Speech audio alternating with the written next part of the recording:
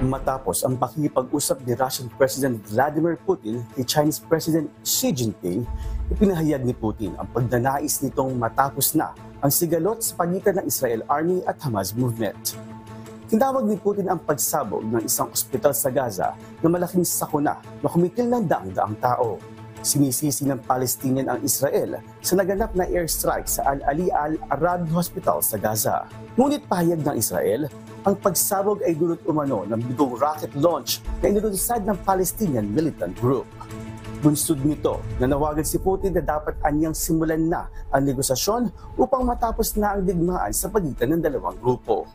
Nakipag-usap din si President Putin sa ilan sa mga presidente sa rehiyon gaya ni Iranian President Ebrahim Raisi, Syrian President Bashar al-Assad, gayon din kay Israel Prime Minister Benjamin Netanyahu at Palestinian President Mahmoud Abbas.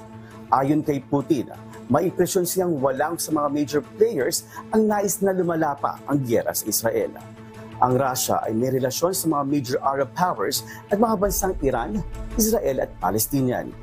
Bukod pa dito, sinisisi ng Russia ang Estados Unidos at kalurang mga bansa sa hindi pagpansin sa Palestinian sa pangangailangan nitong magtatag ng independent state.